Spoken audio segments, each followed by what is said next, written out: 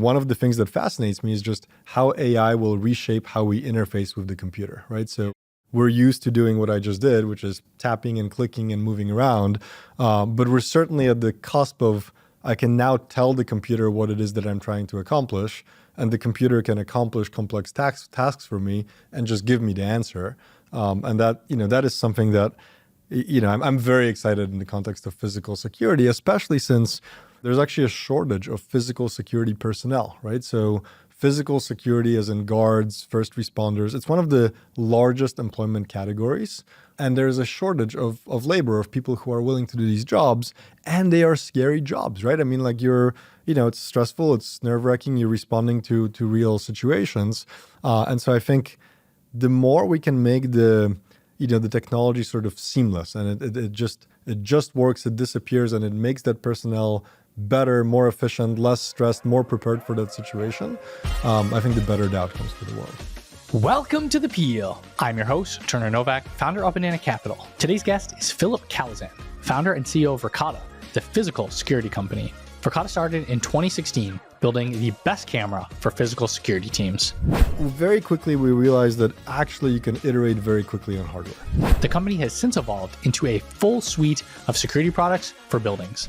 The way we think about the company is, as time goes on, we'll add more categories. We'll bring all of these systems into a unified single pane of glass software experience. Filip takes us inside Verkada's rapid growth to almost $1 billion in annual revenue, over 2,000 employees, and raising capital from investors like Sequoia, Meritech, First Round, and General Catalyst. Your biggest limiting factor is how quickly can you bring competent people, train them up, and help them drive your mission. We talk about how LLMs are changing hardware, the power of customer therapy. They just give us the energy. Like when things go sideways, that is the best possible motivation to keep going. Have Filip iterated on early startup ideas inside Verkada's very difficult first funding round. It wasn't just like, hey, Filip, this idea is not so good, so here's a term sheet, and it's not such a good term sheet, but there's a deal to be had. It was like, this idea is so bad that we're like not even going to consider giving you any money. How signing their first big customers changed the trajectory of the business, and how to think about adding new products over time. We're on a Zoom call with a customer, and they're like, yeah, we need 1,000 cameras. Well, I only have 250 in my garage, but we're gonna crank up production. We also talk about Verkada's commitment to in-person work and how you should evaluate joining a startup. Joining a startup as an early employee, probably on average, is like a wrong decision. We also get into their software zero employee bonus policy and why they built a bar on their office roof. Before we talk to Filip, I want to apologize for the train you'll hear quietly in the background. We shot this in Filip's office, which was a great setting, but also don't want anyone to be confused looking around for the train if you're listening to this on the go. A quick reminder that I publish 2 episodes of The Peel every week. Check out the back catalog of almost 100 episodes exploring the world's greatest startup stories, just like this one. And subscribe wherever you're listening so you never miss an episode. Now, a quick word from Numeral before we talk to Filip. This episode is brought to you by Numeral. Numeral is the end-to-end platform for sales tax and compliance. They handle registration, ongoing filings, and their API provides sales tax rates wherever you need them with all the integrations you need. Numeral supports over 1,000 customers in both the US and globally.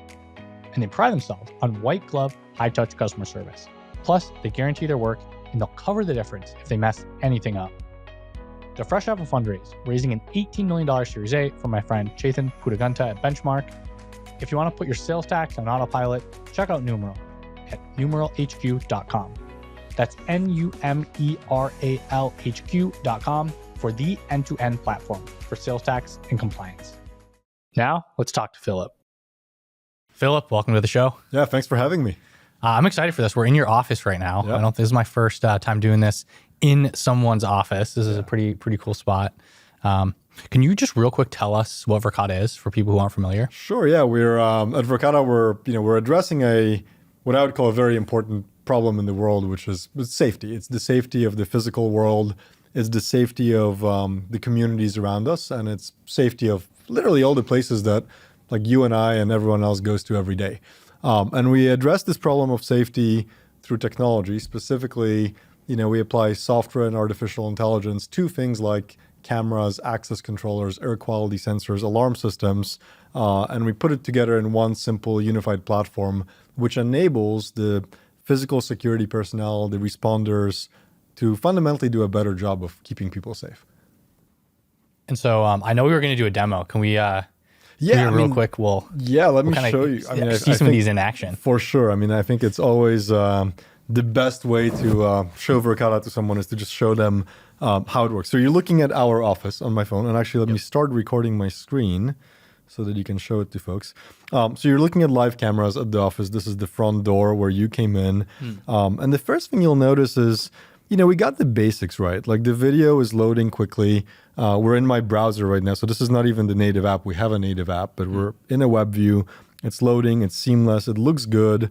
We automatically, pick all the settings, the color quality. So I'm a photographer, so I care deeply about image quality, and I drive my team hard to make the images from our cameras look beautiful and choose the right lenses and sensors and so on.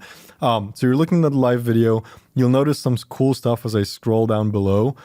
These are literally the individuals that walk in front of the office. This person is prominent here. You can see they exited the office and they walked there. And you look at the next one, you're like, man, like there's nothing going on here. There's actually a really tiny guy far away there. So we doubled down on people detection, vehicle detection, being able to search for people and vehicles. And it's amazing. It just makes the work of, safety personnel that much easier.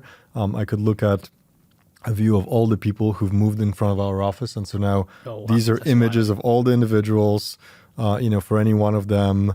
We could probably find you if we know which way you came in. But for any of these, I came in that office. I came in from the other side, yeah. From the other direction. Yeah, well, so anyway, you get the idea. But for any of these, you could tap in. You could view that live video of that person walking. Okay. You can zoom in. You can send this clip to someone else. So it just makes the work of personnel that's in charge of safety so easy, seamless. It's at their fingertips. It's on their phones. It's on the go. And then let me show you a couple of cool things we do as far as like artificial intelligence beyond just like people detection. So we integrated in our search large language models. So we combine a large language model with a large vision model. And so now you can search for virtually like abstract queries. So I could say, for example, show me cars made by Elon Musk.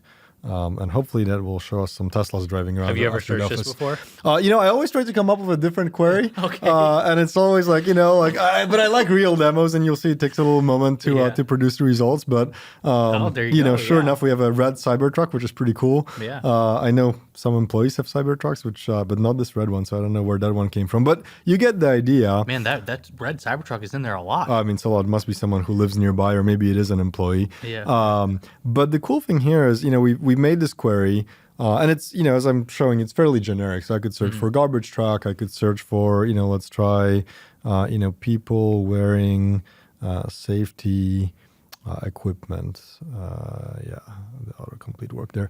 I could definitely see if I was like working on some kind of public safety thing, and it's like it was a guy in a white hoodie that exactly did the thing. That's the idea. It's a guy in a white hoodie that did the thing. You probably don't have his face, and you have, for many of our customers, hundreds or thousands or even tens of thousands of cameras that they're managing.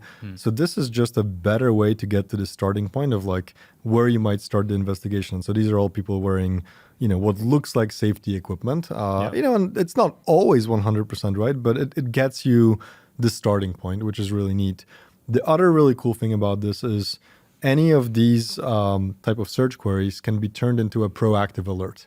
Interesting. Okay. So these results, they're indexed in near real time, and so I could now go into another aspect of our product, which is our alert inbox, and I could create, and I don't have any alerts set for this org right now, but I could create an alert that responds to a particular query, and sends me notifications as those things happen, right? So. In our own office, we have actually alerts tied to the little retail shop that I showed you. Yep. So I could show you how that works. This is HQ checkout. So this is our retail shop. And here you're seeing videos of all the transactions that happen in our retail shop. And so you can tap into one of them and you can see, this person, you see they're transacting at the cash register. Yep. And then we ingest the metadata. So there was a discount. It was an employee and visitor discount, 20% off, and they bought some gray sweatshirt or whatever in Excel side. So here what we're doing is we're integrating with the point of sale. And so now if you're a retailer, all of your video can be tied to all of your transactions, which is tremendous for our retailers. So What's an example of that? Like, why would I want to do that? yeah, so let me give you kind of a couple examples. High value return transactions. So it turns out there is a lot of fraud around, someone's returning a expensive, handbag or something like that. Yep. And then the question becomes like, well, did they actually bring the bag back? Was the cash register person maybe on the scam and, the bag got lost? I mean, and that's a real, that's a real thing that happens in the real world. It's like, yeah, we processed this $4,000 return. Oh, the bag got lost. Like, where is it? We don't know. So with this kinds of integrations, you can have the store staff and the store manager see these things seamlessly on their phone in real time as they're happening. And it's just, kind of awesome, right? Like without having to, kind of do a lot of work, they have visibility into what's going on, and they can supervise these high-end transactions. That's like one example of many that we would support as an integration. Okay, that's pretty cool. Yeah, I think I mentioned this earlier, but it sounds like you basically, the story of Verkada is just pretty big market with a lot of use cases. Yep. You can use cameras for a lot of things, but people just have not really done much with it with software. And you basically made cameras that are very tied into software. And now there's probably a lot of opportunities with AI too. And LLMs, sounds like. 100%. And I think, that the story for our customers, it always starts with security. And it's interesting if you think about, banks, retail locations, cities, parks, police stations, like you name it, cameras are there. And so I think the decision to buy cameras, it existed for a while. But what you can do with the system, like the possibilities are super awesome. And we're seeing a lot of, really cool use cases that come out of the fact that our solution is just so approachable and so easy to use. And then more staff can safely interact with it. And that's a big deal. I mean, I could even see the retailer, someone comes in the store and doesn't buy something and you recognize who they are. And you send them a text with a deal. Yeah. And they come back. Yeah.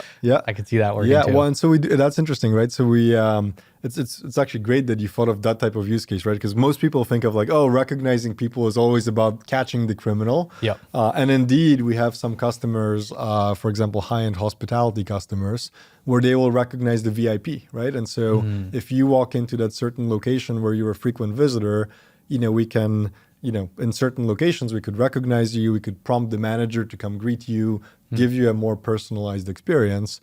And that's kind of like an example of a great use case that, stems from the security system, but it's not, necessarily a direct physical security safety use case. It's a customer experience use case or a, manufacturing or retail efficiency use case. So those things are pretty exciting. Yeah, I feel like that ties into just all the opportunities with AI just in the real world. We've probably all seen better Google, quote unquote, or like some of like the basic stuff, maybe like making coding a little bit better. Like we kind of know that's going to happen, but there's a lot of opportunities where can you tie a large language model into the real world? And first big use cases might have been self-driving cars, but then it's also like better customer experience by or robots. I think we were talking about earlier, like there's like a robot that ingest things in and does something based on what it sees. Like there's a ton of different ways that that's going to play out. So it's an interesting space. Yeah, and I'm fascinated about the progress. I mean, I think it's like, frankly, it's a privilege to live in a time when so much is changing so fast, right? So I'm like, embrace the change, see what it drives, and see what we can do with it. I love product design. I'm a product builder, like engineer by training. One of the things that fascinates me is just how AI will reshape how we interface with the computer, right? So we're used to doing what I just did, which is tapping and clicking and moving around. But we're certainly at the cusp of, I can now tell the computer what it is that I'm trying to accomplish, and the computer can accomplish complex tasks for me and just give me the answer. And that is something that, I'm very excited in the context of physical security, especially since, if you think about this industry, there's actually a shortage of physical security personnel, right? So physical security, as in guards, first responders, it's one of the largest employment categories.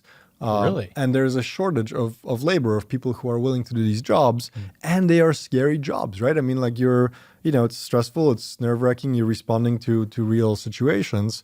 And so I think the more we can make the technology sort of seamless, and it just works, it disappears, and it makes that personnel better, more efficient, less stressed, more prepared for that situation, I think the better the outcomes for the world. Yeah. And if you just give them better tools, right? Like if you think, why do they want to work at Facebook or work at a company like Verkada? Yeah. Because you have like cool stuff versus if you're working in security, you think of late nights in the streets, bad environment. And then if you're in the back office or if you're the one behind the keyboard, it's like in the basement, hidden, like it's not exciting. So like giving them better tools actually makes that more of a fun job. Oh, 100%. And I think we often actually think about that when we design our products, right? When we design for that persona, it's like, okay, whether you're on the go or you're in that, security operations centers and maybe you're watching the screens, how do we make that an engaging experience that's easy to interact with and help you accomplish that, that goal better? Yeah. And you have, I think going back to like early days of your life, I know you have a pretty strong connection with cameras. Like when did that start? Well, I think, so I've liked cameras for photography. So even as a little kid, growing up, my dad used to take family photos and I think, I don't know, maybe I was 5 or 6 or 7, but I remember, we would sit together after a trip and, back then it was film and you'd get the photos developed. And my dad was really good about, only keeping and choosing the good photos and not keeping everything because you just get overwhelmed with, So this was in the film days. This is in the film days, like when I was a kid. And so that's, I think, was my introduction to photography. So I began, appreciating, okay, how do you frame a shot? How do you take a good picture? And what is a good picture versus what is a bad picture? In high school, digital cameras came out. And I think, I always had a passion for computers and engineering. And when the digital camera came out, those two things combined, I started doing sports photography, which was highly technical, and got really into it. Everything, like literally every competition that the school would have, I'd be there shooting photos and, I would give it to our school yearbook and then to the other schools that participated. And so this was like, like the first real way in which I utilized it. And then that passion actually continued through my college years at Stanford. So I also shot sports at Stanford.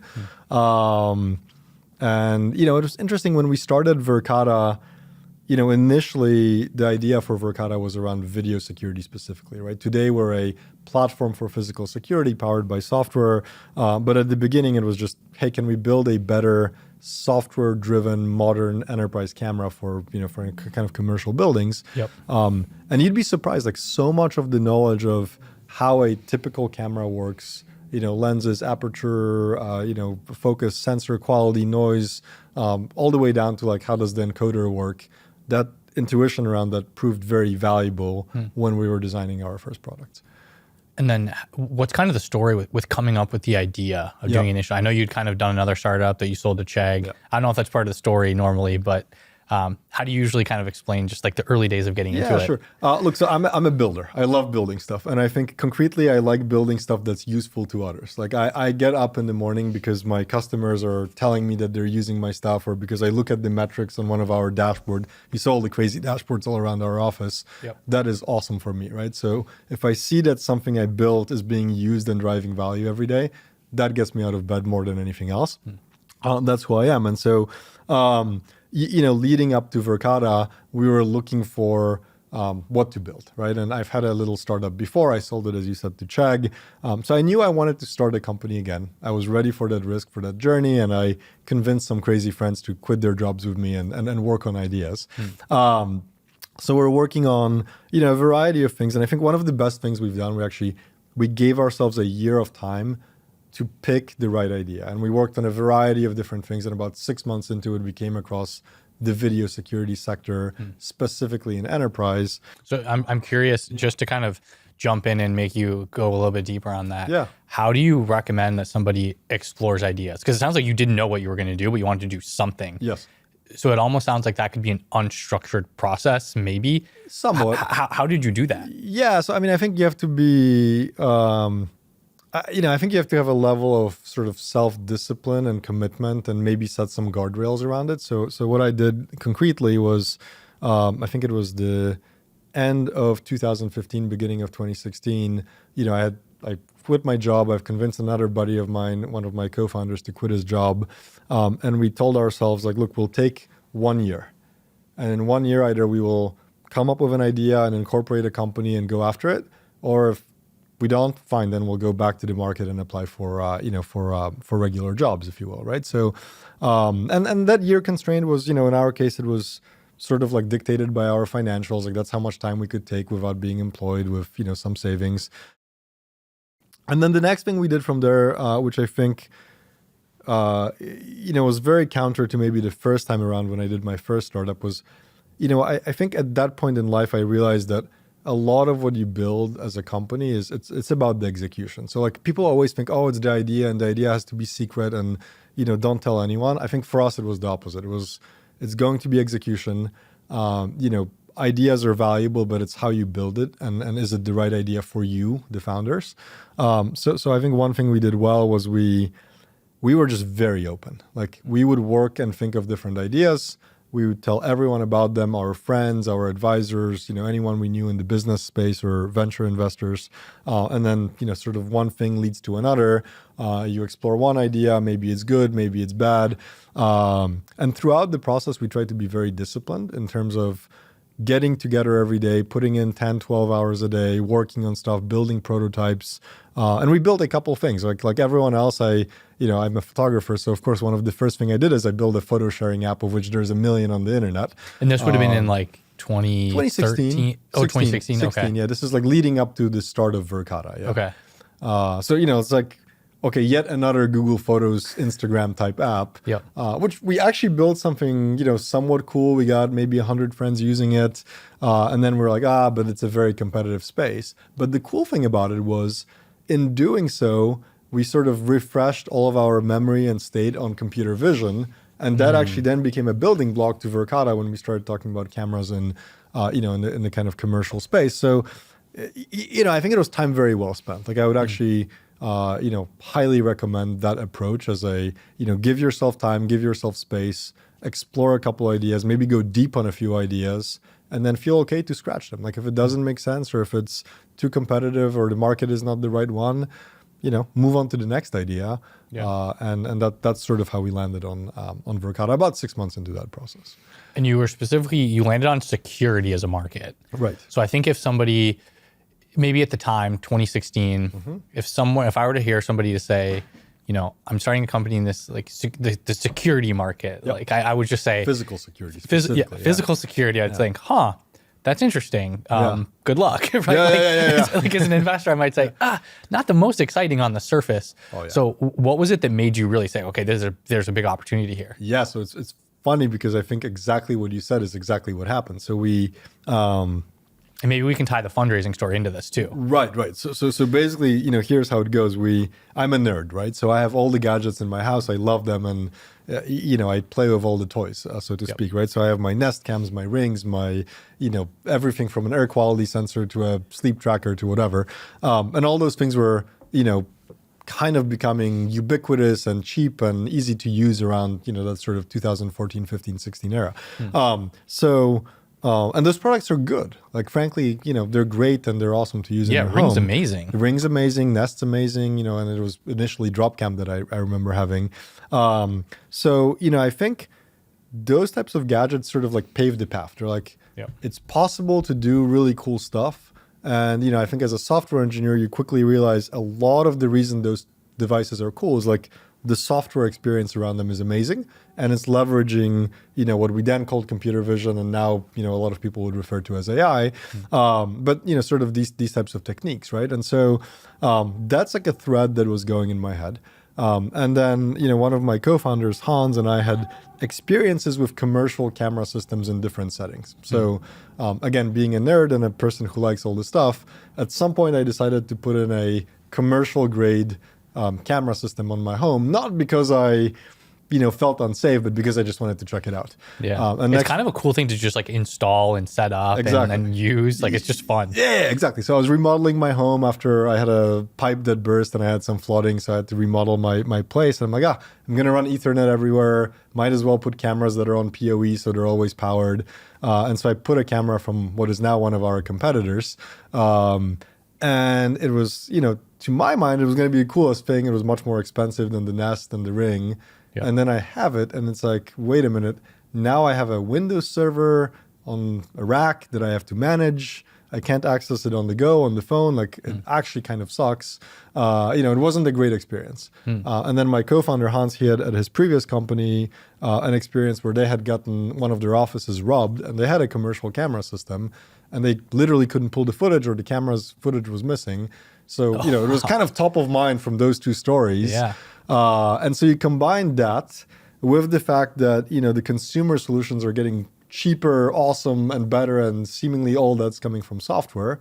And so those two things drove us to start, researching the market, going to security conferences, calling anyone who would pick up the phone and asking them, hey, so what do you use for your security system? How does it work? What do you like about it? Yep. All the way to like pulling market reports and market studies, right? So through the process of, kind of a couple of weeks of these types of conversations, we had this realization that the market for physical security is massive, right? Like video security alone was back then a $16 billion per year global spend category. And is that mostly people paying for cameras that they would install? Yeah. It's like the cameras, the video recording systems, some services around it. But, that universe, the world spends 16 billion every year, right? A lot of it is frankly actually replacement of cameras in the world, right? So cameras break on a certain cycle.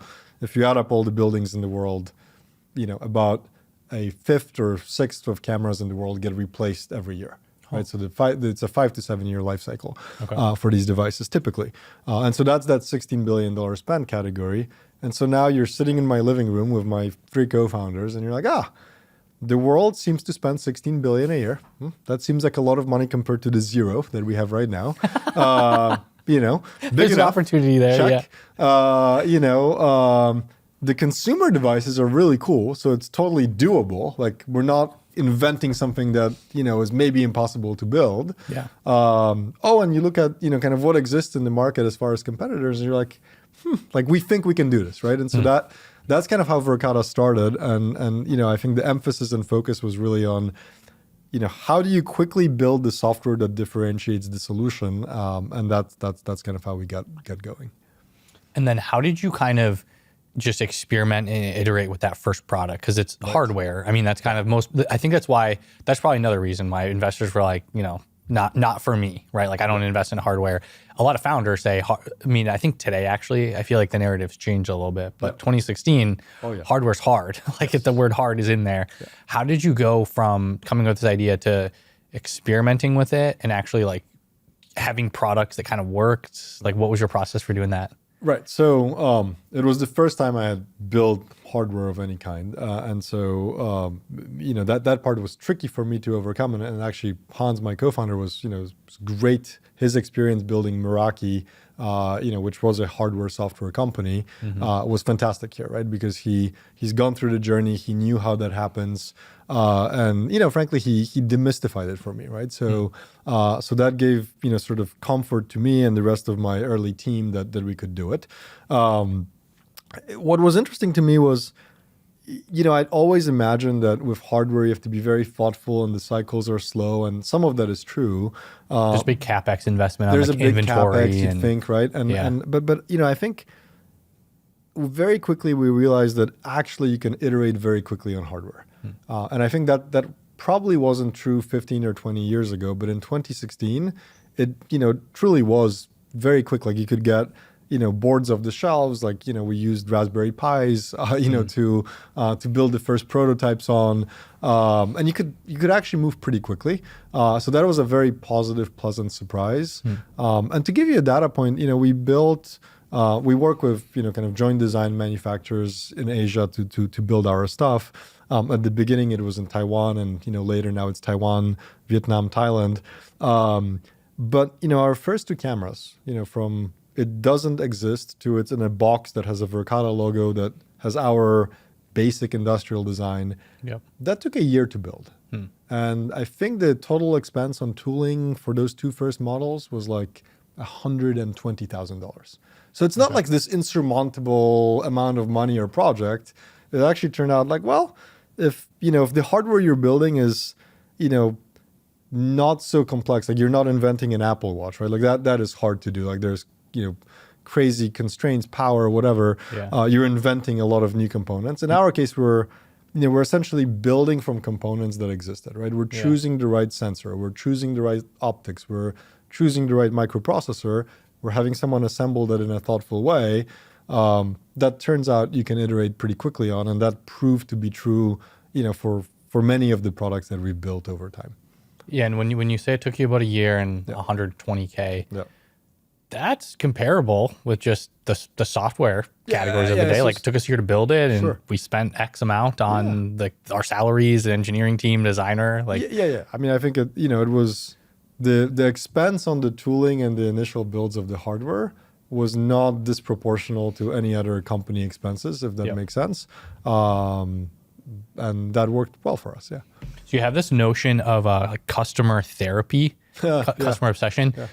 Maybe that gets into like another phase of this conversation of just like, how did you understand what the customers wanted? Like, what was that process? I think for me, big way of understanding of how customers use the device is just being a customer of our own product myself. So that's like one of the things I do obsessively. I use Verkada in my home, in our office all the time. Actually, it's funny. Internally, we look at metrics of who uses Verkada the most, and I'm on the leaderboard of the employees using Verkada. Oh, nice. And by quite a big margin to the next user. Really? Okay. So I clock in something like over 1,000 minutes of Verkada use per month. Which is pretty awesome. I mean, I pull it up on my phone all the time. Yeah, well, you just got like 5 more minutes. Yeah, you just got 5 more minutes during the demo. But I think, using it obsessively and caring about the details, it's part of my DNA. I love doing that. You mentioned what I jokingly call customer therapy. So we joke that whenever things go sideways, which something always goes sideways, you have COVID, you have the supply chain crisis, who knows what's going to happen in the world. We love talking to our customers. We talk to our customers, and they emphasize how we've solved this or that problem. And every customer tells you something slightly different. And it's just awesome. It gives us energy. It makes us go, kind of work harder, build more. And so that's this concept of customer therapy, which we talk about, which is they just give us the energy. Like, when things go sideways, if you pick at random and call one of our customers, sure, they will always mention 1 or 2 bugs. That's great, actually, because that's awesome feedback. Yeah. But overwhelmingly, they're like, man, like, you've really moved the needle forward. It's awesome. And, we're so excited to be using Verkada. And we're like, great. Like, that is the best possible motivation to keep going and keep building stuff. So you took you about a year to get the first product that you said with the Verkada logo on the box. You're shipping it to someone. How did you get the first customers? Like, what was that sales process like? And what was maybe the market like at the time? We maybe alluded to a little bit, but like, how did you go slot in and convince somebody to use it? So it was hard, honestly. At the beginning, I remember we launched our product, and we didn't have any product marketing yet. If you went to verkada.com, it literally said we're building something cool. There was like a placeholder. It was like a Squarespace, type of. So it didn't even say cameras or security. No, like, we're building something cool. Like, who are you? And then maybe had like a link to our LinkedIn or bios or whatever. Yep. And we hired our first two salespeople, and they're like calling people and telling them, about cameras and security. And, invariably everyone comes to our website and it's like, are you a real company? Yeah. You think it's like a scam. Yeah, this is almost, right. And what was interesting is, for the first few weeks, probably first few months, those conversations were really hard because like, you don't know what to say. You don't know how to pitch it. You don't know how to position it. But you quickly start realizing that there's a very large commonality of problems that people faced with their security systems, which happen to be, the same kind of problems we set out to solve with our product. And, when you start talking articulately about those problems, folks are like, the light bulbs start going off and they're like, oh, maybe I will take a risk. Maybe, can you send me a trial, right? And so the next big thing, and it's true to this day for us, became, let's get our product into the customer hands as fast as possible, right? Okay. Even in our conversation today, 40 seconds into it, I pulled out my phone and I'm showing you how the system works. Yeah. Same directive for our whole sales team. Like, if you get on the call with the customer, like, maybe ask them about the use case and then flip to the demo, right? Like, show them how the system works, show them what it's capable of. And that's what gets people excited. And from there, typically goes, sort of demo trial unit. We'll send someone 1 or 2 cameras. They might put it in their office. They might put it in their home. Doesn't matter. As long as it's plugged in, it's a huge buying sign for us because invariably they'll like the technology and they'll start thinking of cool things that they can do with it, right? And so that's kind of how the sales journey goes for us. That makes sense. We kind of alluded a little bit earlier that fundraising was not the easiest in the early days. Brutal. In the early days, it was really hard. Yeah. So how did that go? Because from what you described, I know we didn't even talk about this, but one of your co-founders, Hans, he was the co-founder of Meraki, which was acquired by Cisco. And was it in the 90s, late I think 90s? 2012 maybe. Yeah. So just a couple of years prior. I think 2012. God. Okay. Right around then. So he was fresh off an exit. Yeah, he was, he sort of, they sold the company. They've been there for a few years and he was looking, okay, what is he going to do next? So on paper, you guys seemed like pretty stacked team, I feel like. Oh, yeah, we felt good and we felt like we found a good idea. And in fact, we were so bullish on it that initially we put some of our own money into the business and we thought maybe we can skip the seed round, go straight for an A round. And then, we proverbially got our butts kicked when we started raising money. What was going to be a Series A became a Series C, and even that was a hard process.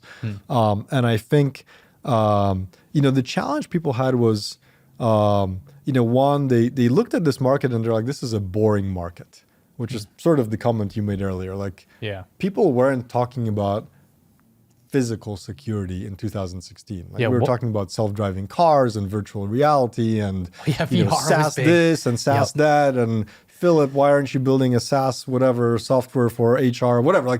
Name your topic. Like, Philip, you should build some other SaaS thing for something, right? Yeah, you were in in an unsexy market, and you were still in the era of hardware is just our do not touch. I feel like it's an automatic. We're not going to invest. People were allergic to it, right? And it was so that was a problem. I think the next problem was there's been a sort of a graveyard of startups within the video security space who've tried to build some kind of retail analytics products, or I'm going to count people coming into your store and give you some data. And while I think many of them were actually good ideas, what we realized is that a lot of the buyers, the budget they have is for physical security. And so these retail analytics type use cases, while they're demanded in the market, they're sort of the nice to haves. It's not the bulk of the expense category, right? So we had the pitch of we're going to go to the customer. We're going to offer them the physical security solution, which, by the way, they need. And here's the proof that, the world spends $16 billion a year on that stuff. And of course, we'll layer all the analytics, sort of on top of the platform. But folks looked at it and they were like, this is not that exciting. It's high risk. To your point, it's, it had a hardware component, even though I think, the majority of the differentiation is truly in the software. So it was a brutal fundraise. I'm an optimist. I think you have to be an optimist as a founder. So I joke, I'm a glass half full or 2/3 full, whatever. The world whatever the word is. Yeah. I'm optimistic. I'm positive. I believe in the good things will happen to people who work hard and so on. I remember this very dearly, right? We were, I think, maybe 10 or 11 employees by the time that we had, put in some of our money and moved into a tiny office in San Mateo. And every day I would go to, Sand Hill Road, go to do a meeting or two. And I would come back from the meeting and I'd be, it was great, everything was good. And, invariably every one of those days, my team would look at me 15 minutes later and they're like, so do we have a term sheet? It's like, no, we don't have a term sheet. I got a nice water bottle, but no term sheet. We had jokes about it. We had which VC has the nicest water? Because, that's literally all I came back they give you an AirPods case some soap. Exactly. It's just a polite way of saying, I think what was astounding to me for, 2-3 months was it wasn't just hey, Philip, this idea is not so good, so here's a term sheet, and it's not such a good term sheet, but, there's a deal to be had. It was this idea is so bad that we're not even going to consider giving you any money. Yeah, we're not even trying to get just lowball you. We don't want anything to do with it. We don't want anything to do with it because it's just this gross, weird market that we're not used to, and it's an outlier. So we navigated that. That was a sort of definitely a crucial existential moment for the company where we literally almost ran out of money. Well, so then how did you get someone to actually give you money? Like, was there a certain moment or like a change to the pitch? Or? Yeah. So there was a couple of things, and I think the tides definitely turned for us pretty quickly thereafter. But the the couple of things I'll share there is initially we turned into our friends. So we were like, well, the professionals told us no. And so let's look at our friends and see if someone will fund the company. So that's how we survived that moment in time. And then, I think we, kind of realized, okay, like we have to sort of make the pitch better. And some of that was on me. I was very excited that I built a camera and I had some hardware in boxes. I would bring my camera to a VC meeting. Like, don't do that. Don't do it. Really? Yeah, like pull up the dashboard, show the software. Okay. That's a much better way to start the conversation than like putting a box with a camera on the table, which, frankly looked like every other camera in the world. Yeah, so because you frame it as the hardware and not as the software. And I think that's actually the key is how do you frame the conversation, right? And even though, probably 9 out of the 10 slides in my deck were software and computer vision and all of that good stuff. People looked at us and they were like, this is just a boring commodity hardware company. Yeah. But then it turned around, right? And I think the way it turned around, which was fantastic, was, we brought the product to market. The demand from the market after that first few months of figuring out the sales pitch, like sort of went as textbook, as beautiful as you could imagine, right? So, $1,000 deal, $5,000 deal, $10,000 deal, $50,000 deal. I think 3-4 months into it, we're on a Zoom call with a customer, and they're like, "Yeah, we need 1,000 cameras, and that's going to be like $950,000." I'm like, "Wow. Well, I only have 250 in my garage, but we're gonna crank up production." You probably did you tell the customer that? You're like, we're down. We had to work it out. I mean, fortunately we had the capability of increasing our order size and had the flexibility. So we're actually able to fulfill that order, and that customer is a customer to this day. It's a school district in Arizona, but it was just kind of this awesome inflection point, and of course that then turned the tides of fundraising, and we became a company that was on the radar of many people. And so then we had a very good Series A, Series B, Series C. We had Sequoia, Meritech, like very well known folks join the journey, and that definitely gave us validation, some comfort that okay, actually the idea wasn't so terrible. But then actually where it really mattered, and this is this was maybe obvious in hindsight, but not obvious to me at the time. Getting that validation was very important, not just for us internally, but for hiring, right? So, if you're a startup and you're doing well, your biggest limiting factor is how quickly can you bring competent people, train them up, and help them, sort of drive your mission. And so that, sort of Series A, Series B, quick validation, Series C, that journey really helped us, access a much broader pool of excellent talent in the market, which was necessary to then take this company through the kind of crazy growth which occurred over the next few years. Yeah, because when someone's looking at joining a startup, just at a very high level, I feel like kind of like the, I don't know, stigma or like the meme around startups for the average person is, it's risky, right? 100%. Like, and if you're, let's say your parents immigrated and they brought you to the U.S. and you got into a good school and they're like, go become a lawyer or a doctor or get a good job. Work at, a management consulting or big tech versus a startup. It's like, that can actually be really hard to not just the individual, but also the people around them to say, are you sure you want to work at this risky company? So that's what I think actually, probably if you looked at it statistically, joining a startup as an early employee probably on average is like a wrong decision, right? Because many of them fail and you're not going to get paid well. And so you have to love it for, the journey, the work, the learning, something else. Like financially, probably on average, it doesn't work out, right? Or the typical story doesn't work out. So it's sort of, I think it's rational that, sort of getting external validation, getting more funding, is what then gives you access to better kind of hiring and labor market. Is there anything that you've found works well? Maybe advice for other founders, but then maybe this is like a pitch to somebody that's listening to this. It's like considering working at Verkada. But what do you say a lot of the times to just convince people like, hey, Verkada is the right place or Verkada is a good opportunity? Well, I mean, I think it's evolved certainly and changed over time, right? So how's it evolved? Like early days and then all the way to today? Yeah. I mean, look, I think the unifying theme, which I talk to everyone about is just join a place that grows quickly. And I think the reason for it is not just financial. I think the reason for it is if you join a company that, kind of grows and compounds quickly, the growth of that company will most likely outpace your personal growth, which is a good thing because it's just going to drag you forward in life, right? Like the company will throw harder problems at you. You will have less support to solve those problems. You're going to have to do more work. You're going to have to work harder. You're going to, like, your brain is, just like any other part of your body. Like if you exercise it, it gets better.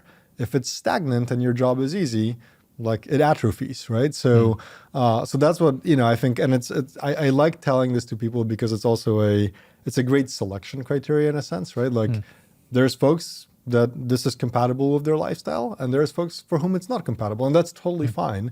But I think if you are, sort of joining a early stage company or a high growth company, one of the benefits you're getting is sort of the learning and the crazy experiences you will get access to. And so I think that is a, kind of a must discuss hiring criteria. And it also, sort of offers that perspective to the candidate. So I think one thing I think is you've done a really good job at, I believe you said there's kind of 5 major product lines at this point. The six product categories. Six, okay. Yeah. It's hard to keep track almost. And I know all the ones that we haven't released. So oh, really? Okay. The number is fluid in my head. But what do you think, like, how big do you think you get eventually? Like 50, 20, hundreds? Well, how are you thinking about that? I think, let me give you the theory behind it, behind the madness. And then, I think it'll maybe make sense, right? So we started the conversations by talking about the $16 billion video security, enterprise videos or commercial video security market. Yep. I think to give you a good intuition about Verkada and the markets we serve, right? We build products that protect physical places, right? Buildings, parking lots, that kind of stuff. And so, I think a good proxy for how much Verkada does the world need is the number of buildings in the world, right? So where there's buildings, there's a need for Verkada. And generally we think where there's GDP, there are buildings. And then how fast do buildings appear in the world? Well, sort of approximately at the rate of GDP. And so why am I sharing this? Well, if you sort of deduce from that, the number of buildings grows with GDP, the ultimate growth rate of those markets is not that fast. So 16 billion felt like a lot when we were in my living room and we had 0 billion. Yeah. Now we're selling high hundreds of million per year. I think it's very easy for me to see how over the next couple of years, if we were just in video security, we're now a meaningful part of that market. And hey, I want to keep growing the company at 30, 40% a year. That's what makes the business exciting. The number of buildings in the world and the size of that market is just not growing fast enough to sustain that for the next decade, let's say, right? And so, therefore, like one of our strategies and the way we think about the long term is, okay, we have to create more opportunities of things we can bring to the world, and hence our adjacent product categories, right? So we went from cameras to access control to air quality sensors to alarm systems, so on. And each of these adds, yet another market and yet another category that we can sell to. Today the 6 products that we have address about a $55, maybe $60 billion per year spend. And the way we think about the company is, as time goes on, we'll add more categories. We'll bring all of these systems into a unified single pane of glass software experience. That's, by the way, what the customer wants and dreams of. And that's kind of how we're thinking about maintaining the growth of the overall business for years to come. Yeah, because when you say GDP of buildings, it's like anything on a building you could sell to the owner of a building. Like you kind of have these customer channels that are already built. It's like they're buying security or literally camera security. They're buying access to like get into the building. Yes. They're paying for controlling window shades or like intercom, air conditioning units, like anything that makes the building. I think there was a SoftBank company that did a SPAC, and I don't know if it exists anymore, but it was like smart window panes. Do you remember this company? I don't remember it, but okay, I'm sure like every variant of smart building tech existed at some point. Yeah, there was actually a fascinating company. The deck was like, it was like a smart window company, and the TAM was $1 trillion because every building has windows and you can control the window. Yeah. But it's actually in the context of maybe it's like a fully developed company and product. It's like, can you sell windows that actually have better technology or something? Right. It's an interesting place to go. I think the way we think about it is, think about all the infrastructure that maybe hasn't been modernized. And, for us, focused around physical security, that's certainly the initial focus.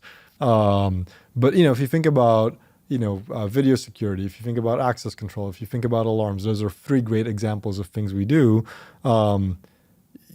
Shockingly, it's, from 2016 and even today in 2025, most of those systems are on-prem. They're not remotely manageable. They're hard to manage at scale.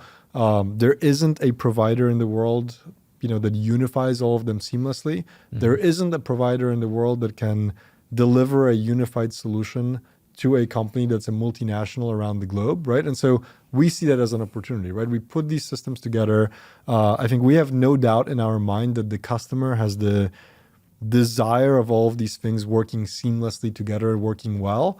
And then, of course, we can do it globally anywhere. So those are like core advantages to I think our solution versus what's out there. How have you decided what new products to add at what time? Like, is there a good way to think about that? If I'm running a company, I'm like, okay, I got this one product, works really well, bunch of places I should go. Yeah. I think you guys did access controls for the buildings second. Yeah. Maybe explain that product and just how you thought about how you should go about adding a new one. So look, I think how you should go about it or whether you should even go about it, I think it very much depends on the category you're in, right? So again, I think for us it makes sense because it adds additional markets and it allows us to grow for many years. Arguably if you are a single product company in a giant market, like, don't distract yourself from that, right? So maybe that's the first question to answer. Why and how we thought about it at the time was we were pulled by our customers into it, right? So we were, building cameras and the customers were loving that product and I think even more importantly, loving the command platform, which we were, sort of offering them in software with it. And they wanted to tie our system to their access control and other parts of their building, frankly. And so, that, sort of customer demand pulled us into access control and that we said, okay, cool. First, maybe let's try to integrate with what you have. But then very quickly we realized that, the existing access control solutions suffered from some of the same problems that we discovered in the video security space. And so that's where we, started thinking, maybe we should actually build a first-party solution for access control, which is, the system that opens doors and scans badges. And that was the beginning of that platform strategy for Verkada, right? So we started working on this product. Around that time, I was raising the Series B and then quickly thereafter the Series C. And so I began experimenting with telling the story of Verkada is not just a video security company. We're going to build the platform or operating system for the physical space.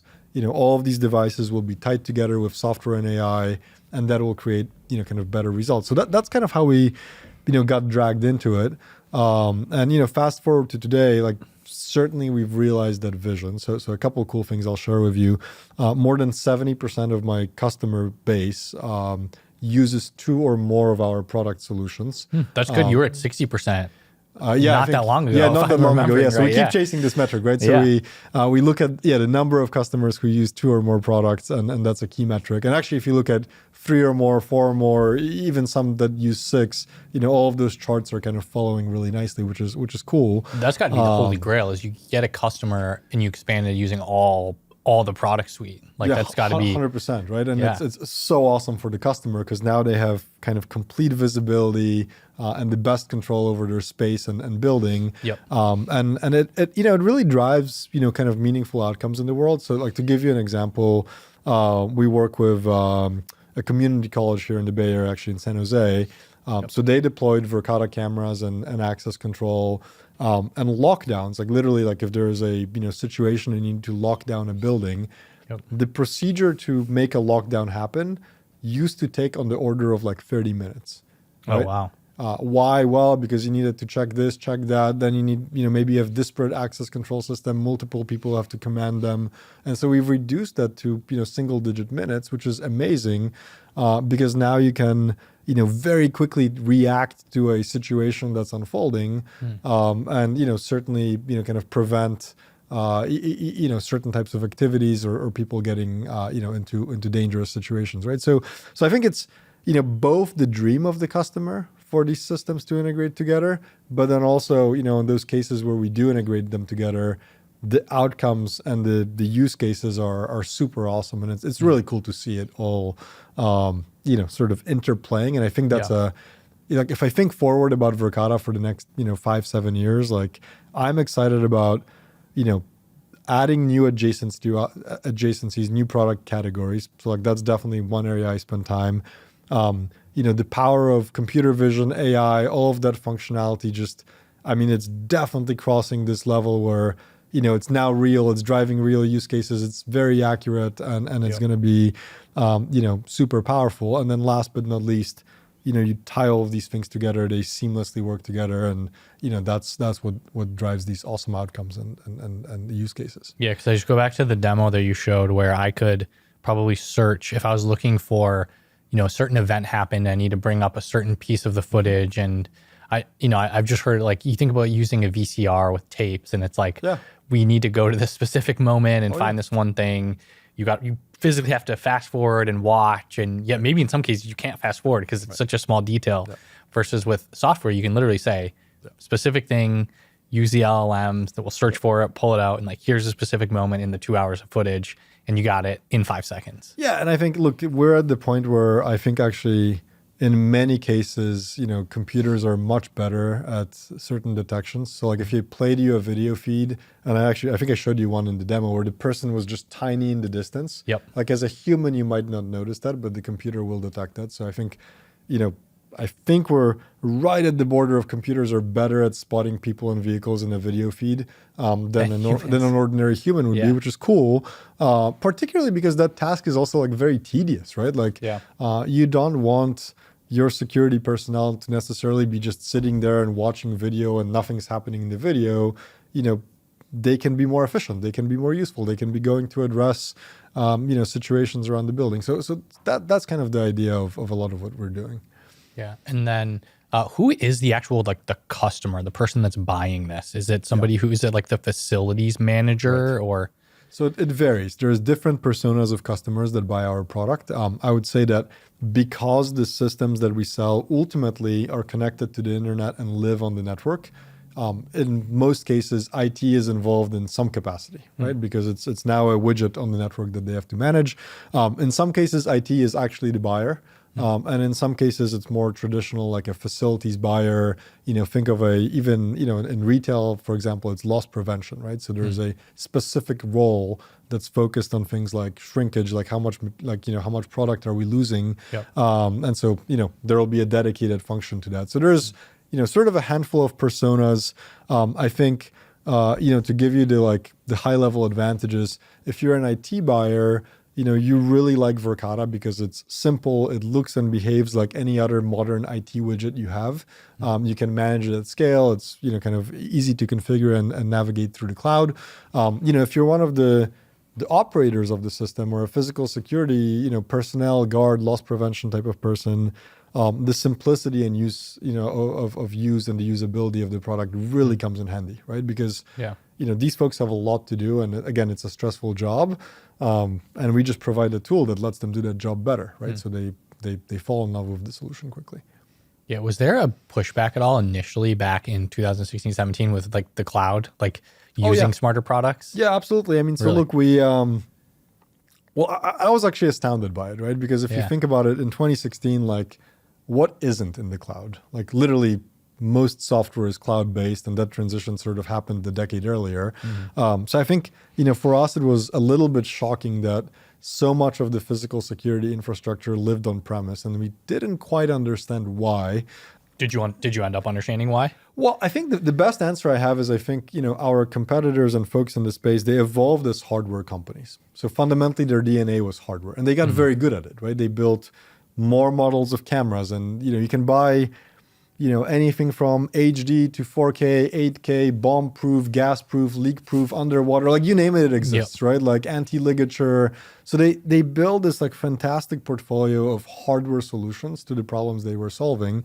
But I think their businesses over the past couple of decades, they evolved around that capability, right? So they got really good at that. Yeah, they were like built pre-internet almost. They're built in well, I mean, maybe you can actually say that because, I think a lot of it was actually, back in the day called CCTV, right? Closed circuit television. It was on its own network.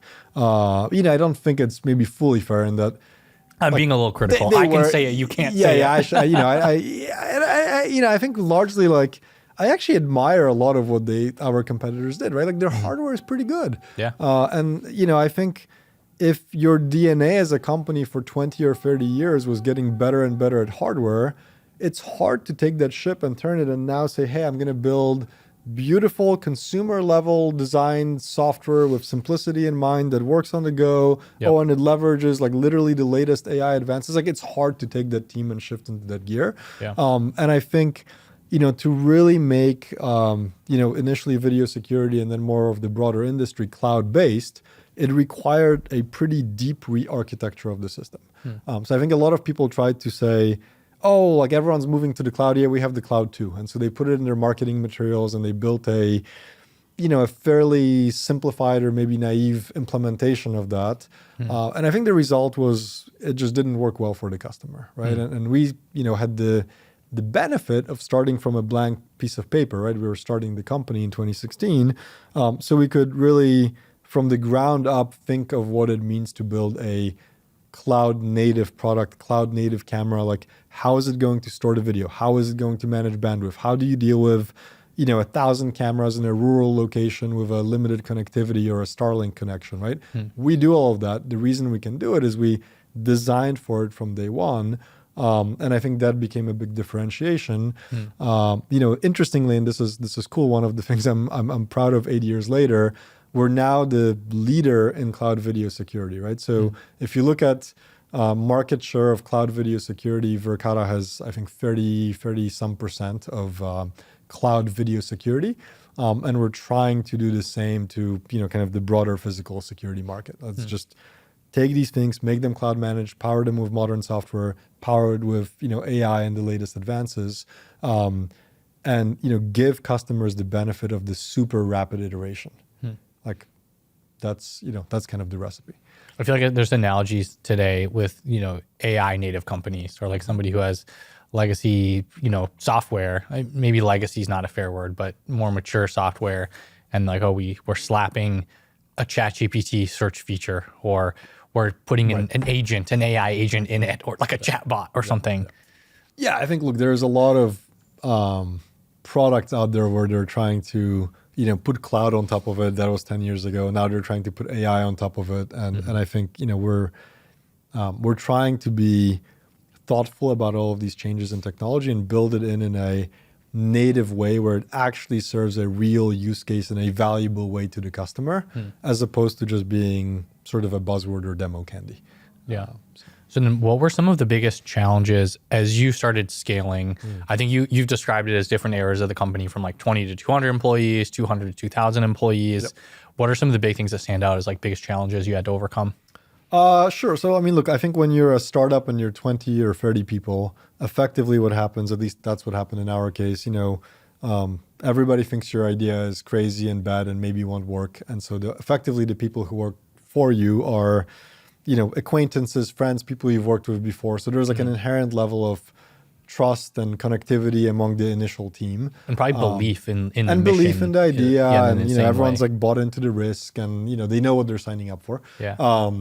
And that's cool and very valuable, and that you can move very fast and you don't have to, have very much like management overhead or, like when we were 20 people, like we didn't need to have an all hands meeting.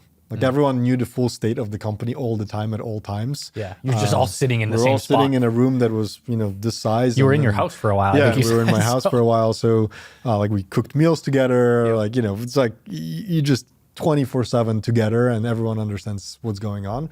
So I think that was one of the big shifts, which, frankly, I screwed it up a little bit as we went from 20 to 200 people, and I had to adjust how I work and how I work with the team, right? What were the biggest mistakes? Well, I think the big mistake was you extrapolate the assumption that the team knows you, right? So when you have 20 people, they all know you. Like, Filip is a good person, whatever is my background, like you have enough context about me that, you sort of have some inherent trust. Like if he says something, I know what he means by it versus that it might be taken the wrong way if you don't know him that well. Right, exactly. That's a great example. Or, or how do I think about making decisions, or what is the mission of the company, or what matters to the company, and is privacy important? Is it not important? Things like that, right? So all of these are, I think in the early days, everybody gets it and everybody knows. And then once you pass, something like 150, 200 employees, I think it takes a concerted effort to make sure that the next person who joins the company understands what, the founding team or the founders or me, in my role, what we stand for, right? And so I think, the mistake at the time was, like, I just didn't invest enough time in activities that would help the broader team, understand who we are, what we do, how we do, what's okay, what's not okay, so on and so forth. And, it's not hard to solve. It was a matter of, really paying attention to quality of all hands meetings, like doing them on a regular basis, doing Q&As with the team, I do a lot of skip level lunches. I do this to this day, right? I'll get together with a group of 4, 5, 6 employees, that I otherwise might not interact with very often. But, you hang out for an hour or two, and now they sort of understand my mindset. And if someone else asks them the question about, oh, like, why did Verkada decide X, Y, Z? They might at least have some context of like, oh, Filip said this is how they think about it. And so that propagates, sort of messaging and unifies the mission of the company with the broader team, right? So it's not just like, hey, come up with a mission statement, put it on a slide. I mean, we have that and everyone, understands it, but it's like, how do you put it into action with people is really important. Yeah. And then, so that sounds like big initial kind of 20 to 200, anything from 200 to 2000. Well, there I think it becomes a big challenge of how do you actually bring and train and successfully onboard that vast amount of people over what feels like a pretty narrow window of time, right? Yeah, because I'm assuming you're probably hiring at least one person a day, or close to that, or more maybe. More, right? I mean, so one of the things I do to actually be connected with the team, I onboard all new employees. So what does that mean? Every 2 weeks to every 4 weeks, we'll have a new onboarding class. All of our global employees from any of our offices, I think we have 17 offices around the world. So everyone flies into HQ for onboarding. I do one of the onboarding sessions, a little presentation about the company, Q&A, sort of meet and greet the new starting class. And look, I mean, now we have starting classes that might be 50, 60, 100 people in one go, right? So that's a big group of people. And our job, which I think, again, this is later on as the company got bigger, we had to invest in these systems.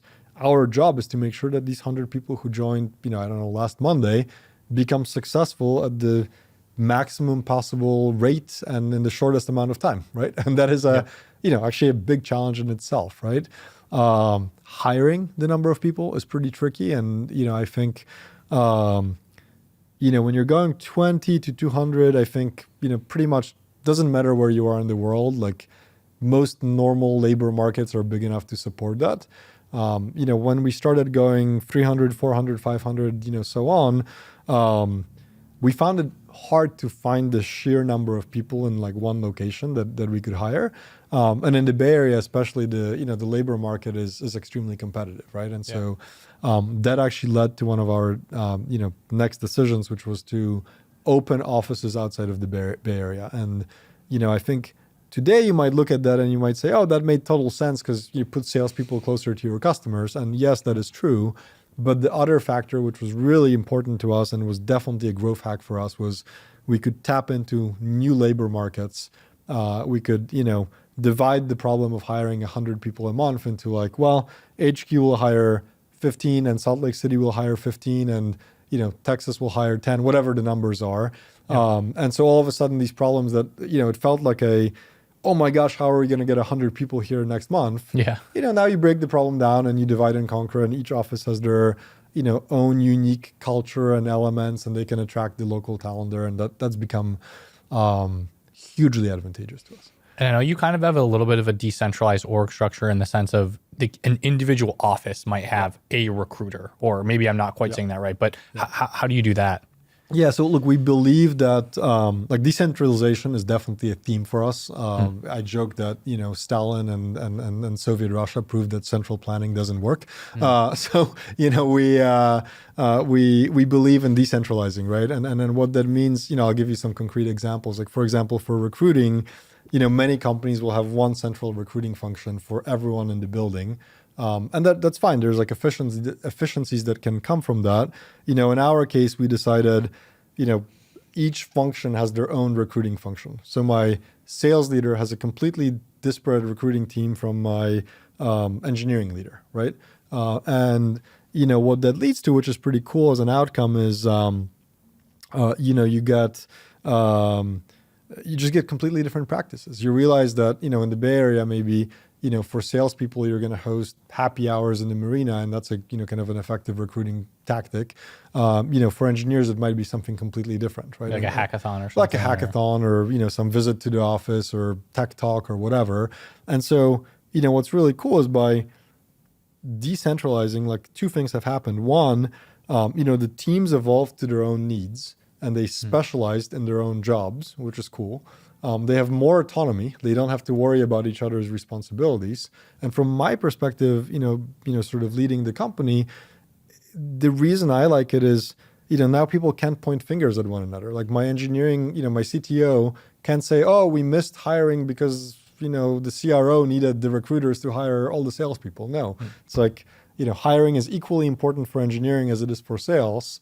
And by splitting those functions, everyone can sort of chase their own independent goals and nothing gets in their way, which, I think, again, for folks who are motivated and ambitious, I mean, it's actually like fantastic for the people doing the job, right? Because it's focused, it's undistracted, the metric is clear, the goal is clear, they know what to do, they get it done, and then they feel great. So then how did you decide when to do that? Because I could take what you just said and think, okay, so I might be a 20-person company. I might have a sales guy, a marketing guy, like a PR team, like an engineer. I might say, okay, I need to hire 5 recruiters, or I need to hire all. Like, how did you decide when you need to start to kind of decentralizing the team? Well, that particular decision, I think, was very early. So I think it was actually around probably 30 people, maybe 50 people. And I think, look, when you're 30 or 50 people, the core team is doing a lot of the work, right? So I was doing a lot. I still do recruiting, right? My CTO was doing recruiting. My initial sales reps were doing recruiting. But, at some point, kind of in the tens of employees, we realized that, the engines for growth for our company are going to be, one, our capability to build amazing software. And so we must have a ability to attract great people and retain them and train them and, make them good at what they do. And so that was sort of the mission with the CTO. And then 2, our sales or our revenue scales linearly with the number of salespeople we have. So, okay, great. We're going to grow an army from, 2 to 10 to 30 to 50 to, I think now we have on the order of 700 quota carrying reps around the world, right? So to build that army, over the course of a couple of years, you're like, wait a minute, like if one recruiter can source, I don't know, call it 3 to 5 salespeople on average per quarter, you start adding the numbers up and you're like, wait a minute, I need an army of recruiters to be able to build my army of salespeople.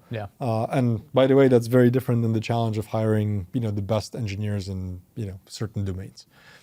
Are there any tactics that you found work best for recruiting more efficiently or better, or like mistakes that you've come across that you made? I'm sure we have. I think, I'll give you a couple interesting ones. I think within marketing at one point we did a billboard campaign, which you can't attribute the dollars to, like any customers you got from that. But at some point we decided, we're big enough, we have enough budget, let's put some billboards about what we do. That had a very nice halo effect for employees and for recruiting. I think we talked about the other one in the early days.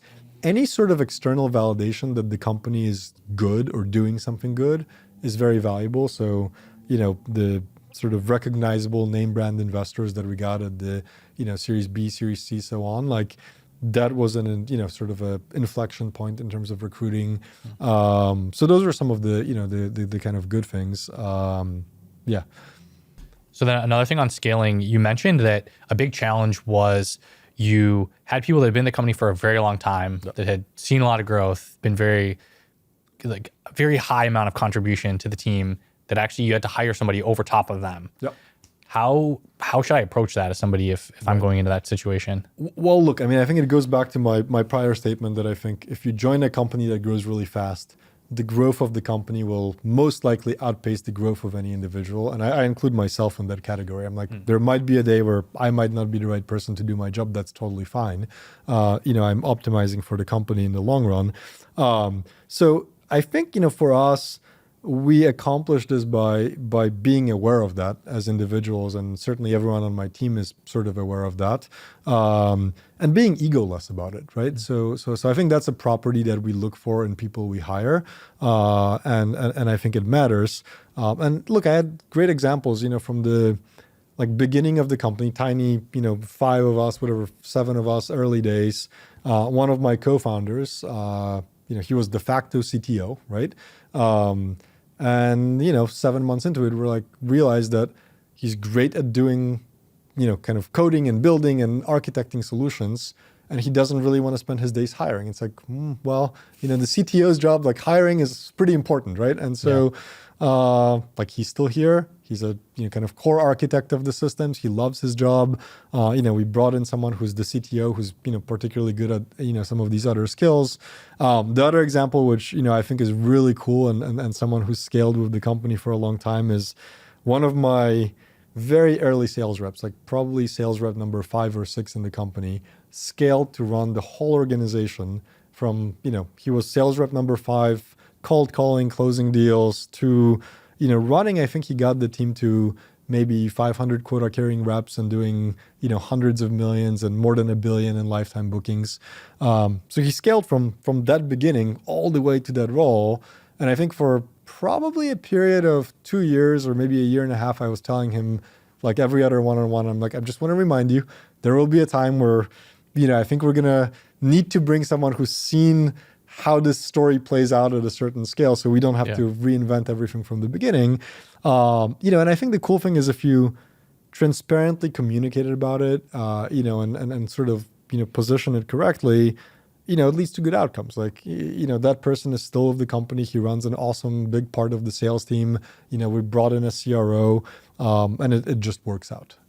And I think, you should expect to do that. It's almost like, if you're not thinking about who, where you can upgrade or what, new people to bring to the team, I think, potentially you're leaving things on the table. Yeah. Well, speaking about upgrading and speaking about evolving as a leader or as a contributor, I know you talked about before when we were catching up, you said, I was the introverted engineer. Yep. I had to learn how to become the CEO of a multi-thousand person company. How did you do that? It's a good question. Look, I think there's certain things that I gravitate to that I like doing naturally, that have been helpful for me.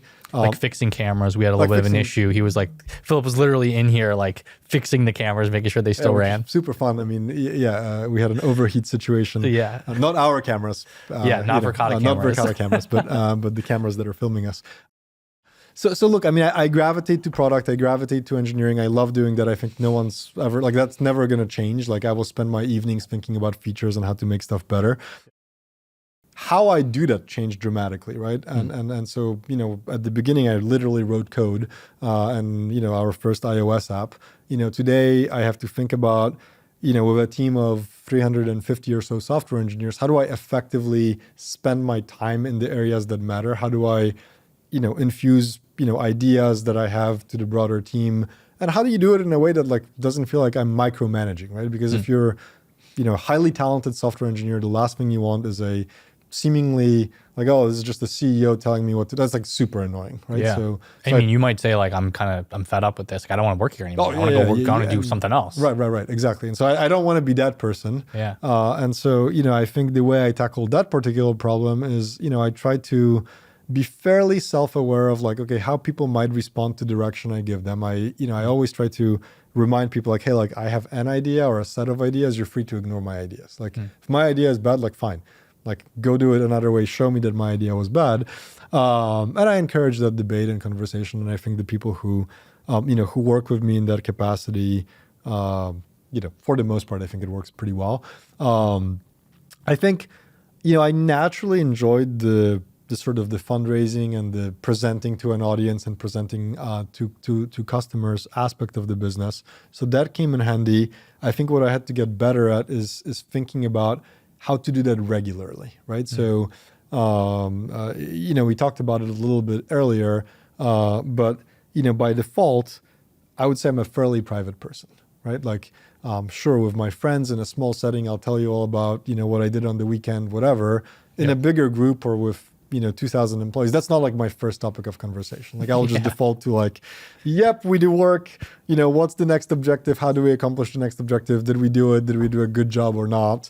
And, sort of like it's impersonal. And so I had to learn to like, be more human in a sense, right? Like it's just like share more about what I do and be comfortable with that. And I think fundamentally, became quite a bit better at that. And that just creates more, kind of connectivity between people, right? It's not just Filip, the CEO, who gave me this directive or whatever. It's, Filip, the human who has 2 kids and, normal human problems and, we get along. Oh, and together we're going to solve this business problem, right? So that was one.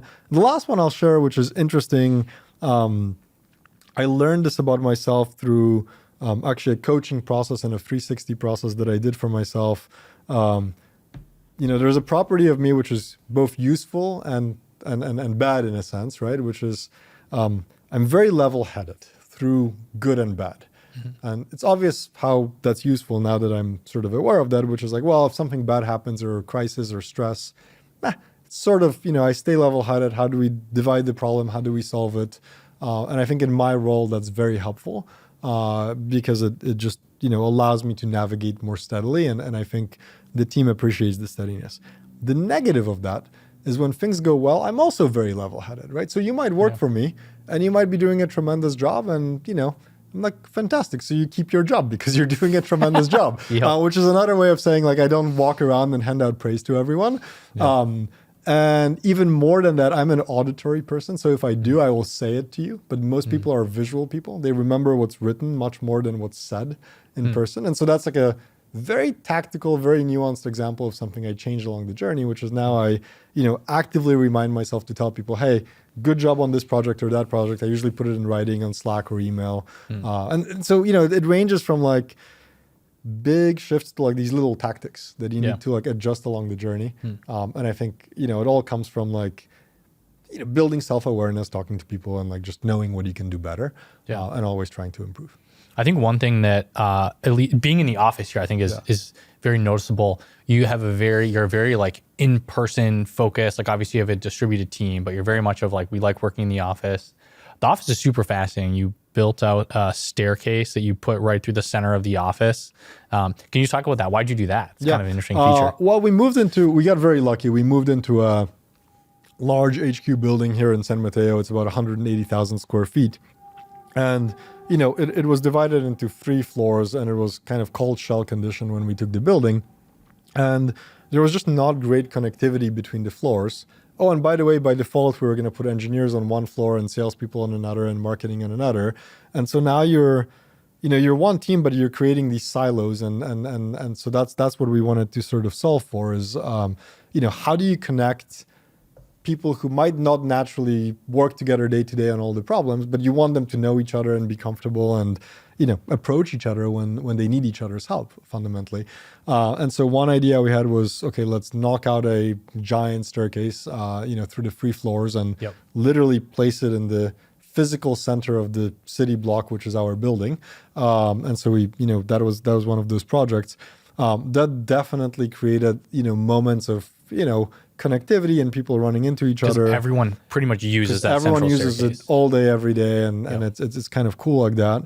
But then again, it's like that was like one idea out of many, right? And then the many little ideas were, for example, having a shared cafeteria for everyone on the first floor, so that funnels people, at least once or twice a day down to kind of get food. Building a cafe that's in our lobby, right? Again, like most people want a tea or a coffee.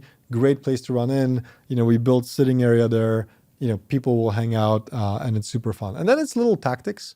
like the snacks on the different floors are different. So, you will probably move floors to get your favorite snacks or, whatever else it may be. So again, it's like the execution on like many little ideas that I think as a whole, they create this moment of, when people come into our office, they're like, oh, it's very vibrant. Like things are happening. People are here, it's buzzing. And that's the objective, right? Like that's what we wanted to achieve ultimately.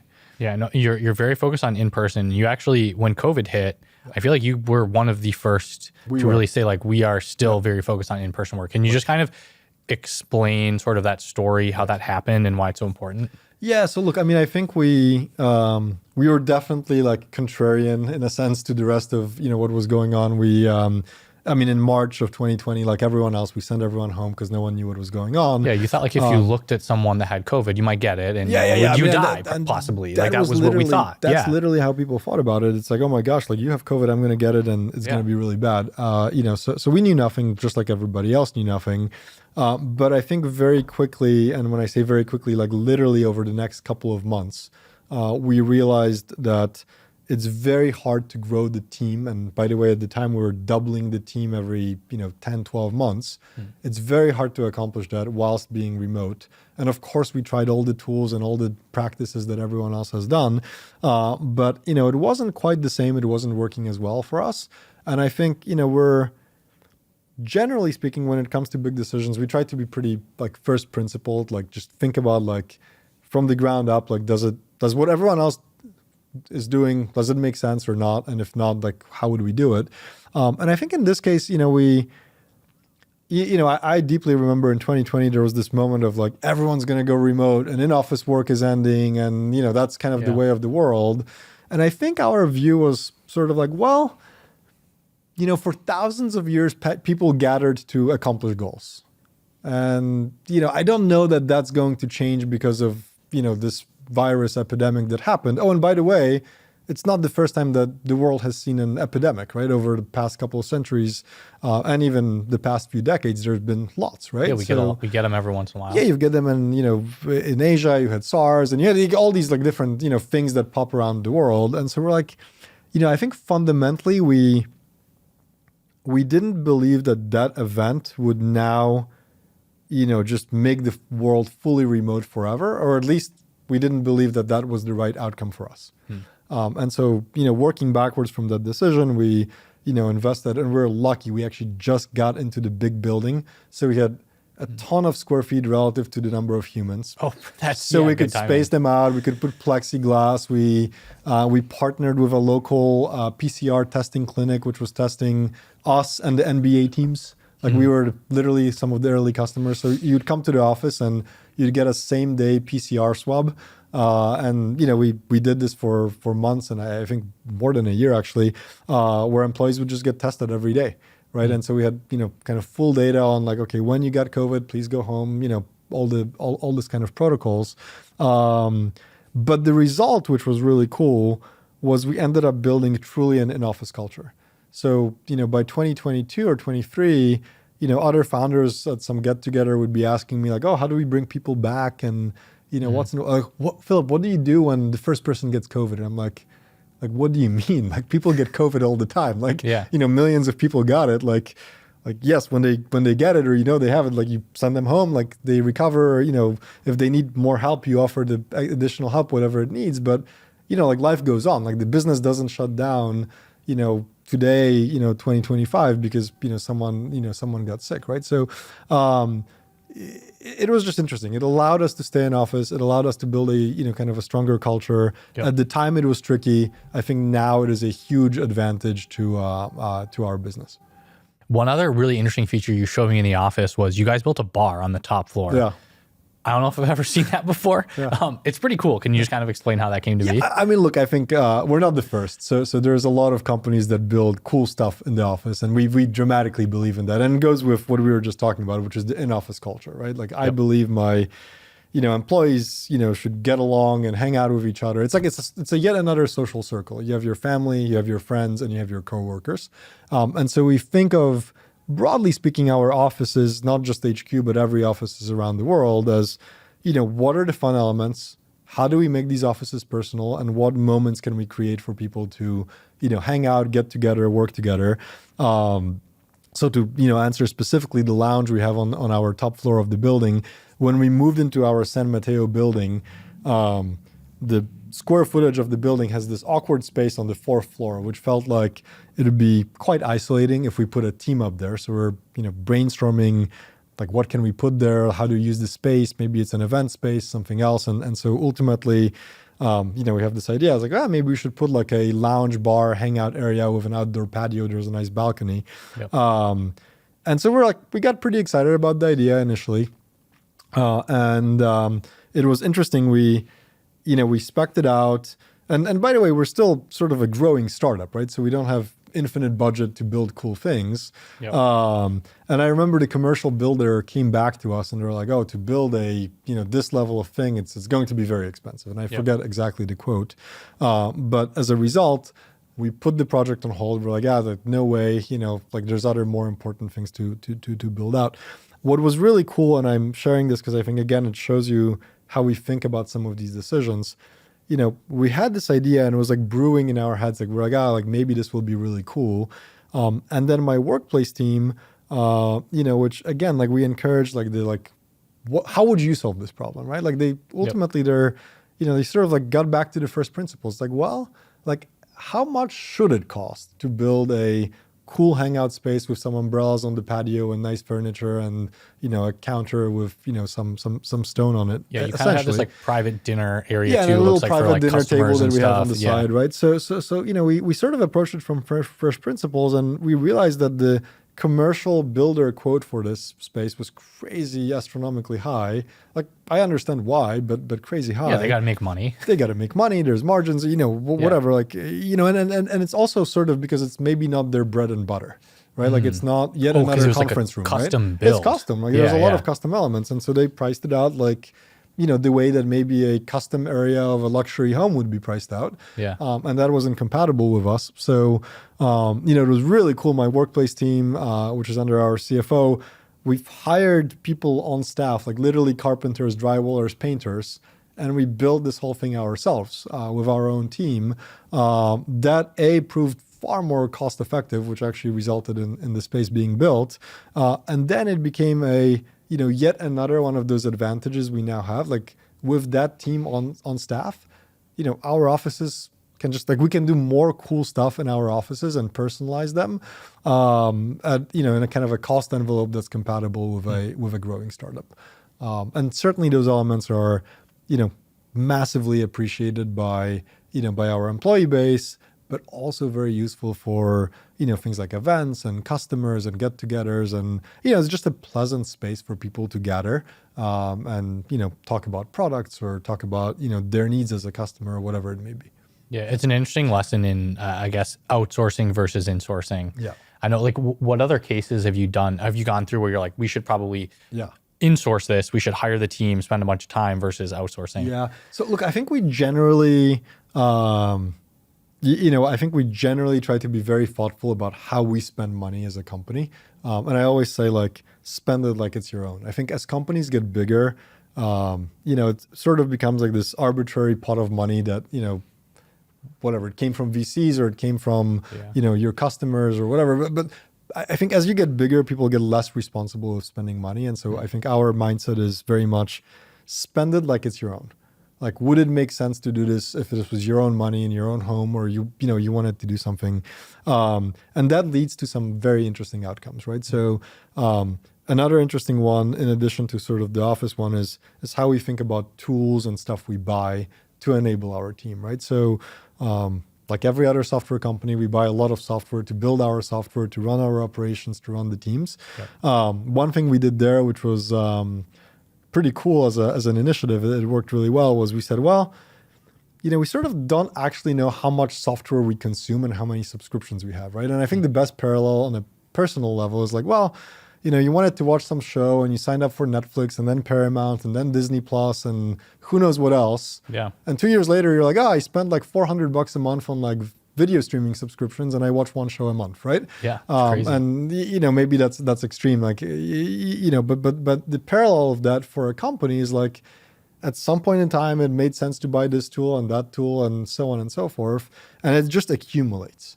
And unless you spend effort to go the other direction and tell yourself, hey, I'm going to clean up my streaming subscriptions, it's not going to happen, right? So something cool we did, and this was another CFO initiative, was like, we call this software zero. So we said software zero, like what can we eliminate? What's not being used?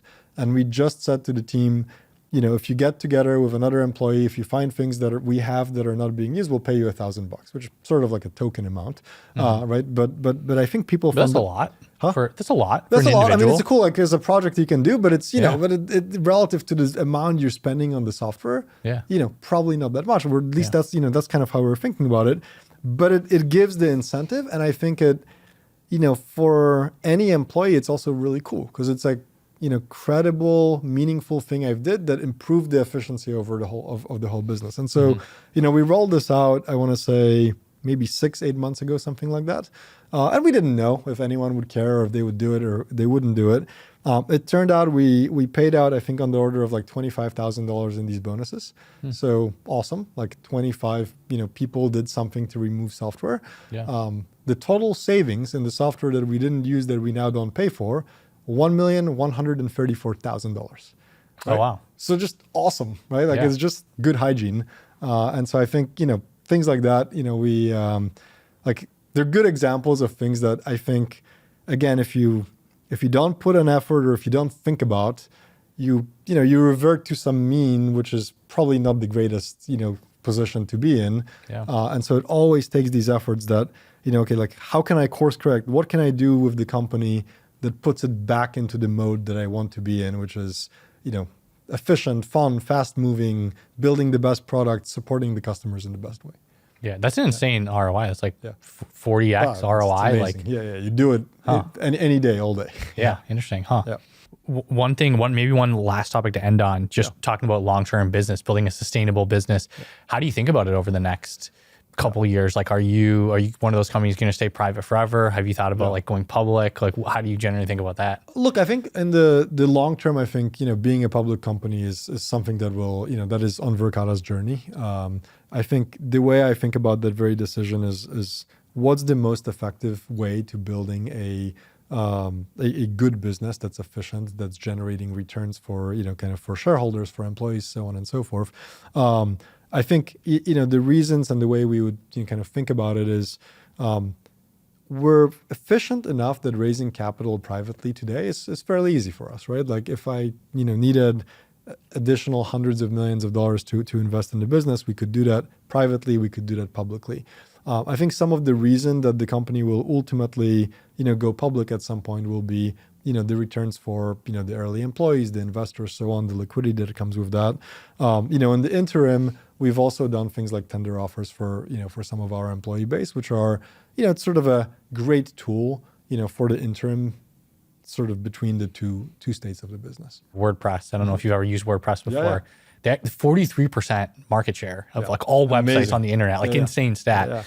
But they have an interesting program where they have this quarterly and biannually liquidity program for employees. I don't know if you've heard about this. It's similar to what SpaceX does. Yeah, right. Where it's like you can buy shares in an employee, you can sell shares. They just like off the balance sheet, the company will kind of buy back from whoever's out there. Yeah. Interesting. And I remember like Palantir did it back in the day. And, so there's like, I think there's various ways of, kind of providing liquidity. It just, ultimately depends on like where the path takes the company. And, I think that the other thing that I frequently tell my team is, look, we certainly have the scale where going public is feasible, right? Like if we wanted to go public, in the next couple of months, next year, we could do that. The big question becomes like, how do you do that successfully and how do you maximize the growth opportunity for, for the company, over the horizon of over the next, 5 years, 7 years, decade. And I think what I think about a lot, which, I think is an easy exercise to do is if you think about startups and then companies who become legendary companies who last for decades, a lot of the value of those companies is the result of compounding for a very long time, right? So if you, looked at Google's or Amazon's or pick your favorite tech startups stock chart and you sort of zoom it out to the max, right? And you look at that chart, it's going to look very flat for the first many years, and then the compounding happens later. Now, if you zoomed in those early years, you'd be like, oh my God, this thing was growing like crazy. But I think my point in that and in sharing that often with my employee base is like, look, like what you really care about or what you should care about is how do you position this company in such a way that it is set up to do that compounding for many, many years to come. Because ultimately, I mean, that is a fantastic way of generating return for the shareholders and everyone involved.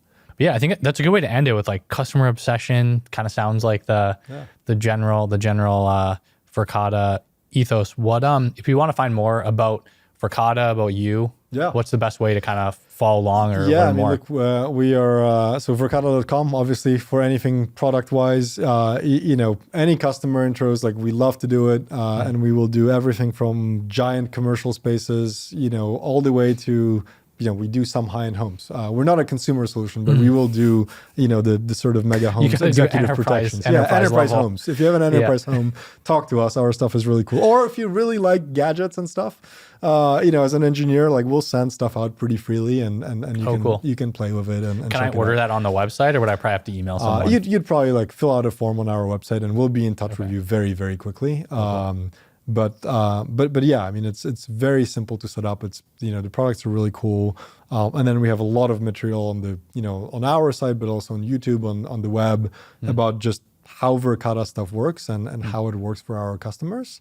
And it would be if it sounds interesting, like join us on this journey. I think one thing we didn't talk about is I very much believe that we're at the beginning of this journey, right? So and I have to remind the team of that all the time, right?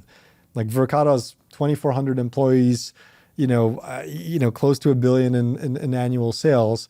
But if you think about the sheer number of buildings in the world, we're just scratching the surface, right? Do you have an estimate on like market share, just like percentage of buildings? Yeah, globally? So I think in video, which is where we started, we're in the top 3 video sellers in the United States, video security. So we're, fairly, getting there. If you look at the market penetration, it sort of depends by segments. If you zoom all the way out and you're like, how many commercial and government buildings are there in the United States? We're sort of at like low single-digit percentage penetration of those buildings. So still very early. Oh, and then if you extrapolate and you look at the rest of the world, it's much earlier than that, right? So even though, I think revenue-wise the company is becoming meaningful, there's just so much of this type of infrastructure in the world that, I think we're, at the beginning of that journey.